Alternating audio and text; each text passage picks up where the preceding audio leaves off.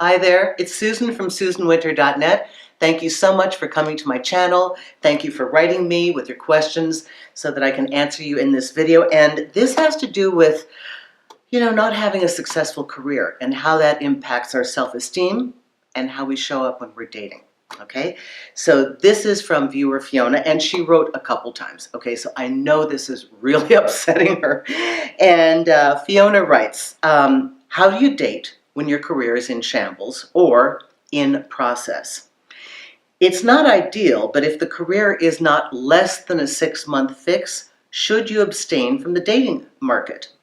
I've met some interesting men in the last 2 years, and despite an initial attraction, all evaporate. I've been very unsuccessful on the career front and wonder if the two are related. Is my disappointment with career acting as a repellent? Thank you for this, Fiona. And yes, of course, this is really heated for you. I mean, I have read a lot of questions that come through about career, like I'm not doing so well in my career, is it a deterrent? They don't have the impact and potency that this one has. Well, plus you wrote a couple, all on the same topic. I know this is really, really bothering you. Here's the thing, you also mentioned 2 years. So we got a couple things going on here. One, yes, you're right. Anything that makes us not feel good about ourselves is going to be a deterrent to our mojo when we show up. It is unfortunate, but people, and ourselves included, we judge people when we first meet them, and we do this unconsciously in a matter of moments. We judge whether they like themselves, whether they feel good about themselves, because in all honesty, nobody wants to be involved with somebody who's a downer. Nobody wants to start with a bunch of problems. Part of a relationship, the way it works is we kind of get seduced by the good-looking bait, and that makes us walk forward. Then we're given the honeymoon period where we just go blind to reality. It's all part of the package, because if we didn't have that inducement and then that, pink bubble, we wouldn't get into the relationship, we wouldn't stay in it, we'd see all the problems, we'd never get there, and then we'd never have the ability to get into the middle of the partnership and do the real work to find the satisfaction and the deeper love. So it's kind of an inherent hook, but you want to show up liking yourself. And if you don't like yourself, if how you feel about your relationship is so impactful to your identity, no, now is not a time to date. But the greater question you really need to ask is, what am I doing in my career that it is so off? Because that's another kind of counseling that you can get. There are great business coaches. As a matter of fact, there are senior mentors who do nothing but want to help and contribute to their community and offer their years of experience to look at your business plan, look at what you're doing, and give you some guidance. So if you're sending letters to anyone, I would start with people that can help you in your career, because that's what's stopping you from feeling good about dating.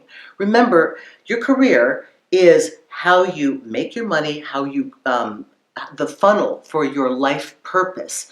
It's where you're going to be spending the majority of your hours every day, every week. You want to enjoy it, you want to feel that it's challenging, but you want to feel that you're successful. You want to feel that you're purposeful in being there.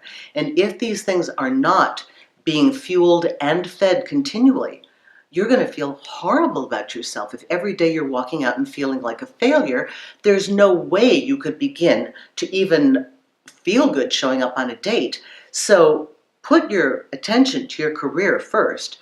And I don't know about you, but I can only focus on one main target at a time. Okay, I tried this multitasking.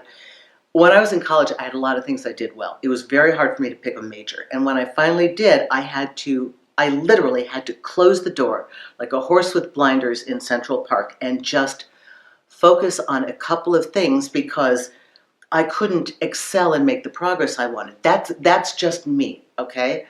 But a relationship is a luxury. There are times that, it's not essential, but there are times that we have to run to achieve a certain thing that will give us ultimate stability. And when I said a relationship is a luxury, what I mean is it's not essential to living. You have to survive and eat and put a roof over your head and be able to take care of yourself if you get sick. So career is important.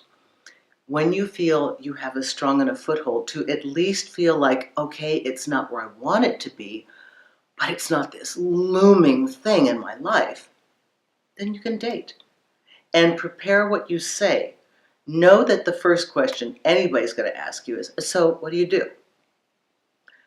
Now's not the time to spill the beans like, oh God, it's been 2 years. I can't believe I'm such a failure. That date, that's over, okay? You can't go out and do that. Get your statement prepared. Think PR. Think spin. Feel a little bit better about yourself. So again, first order of business, get a business coach. Get somebody to review what you're doing. Then when you feel like, okay, I see a light at the end of the tunnel, at least I know I'm going in the right direction. When you feel ready and you have a little bit more of your mojo, prepare your PR statement when it comes to your business and move on to the other loves that you have in your life. There's a lot more going on in your life besides your career. So talk about your hobbies, ask questions of the person that you're meeting. Okay? I hope this helps you. Susan Winter for SusanWinter.net. Thank you so much for writing me. I know that you wrote a couple times on this topic. If you guys prefer to listen to this on podcast, tune into the Susan Winter Show. If you want me to counsel you, just pick up the phone, call me on Magnify, or write to me, care of the website. You can just book a session right on the website. Thanks a lot.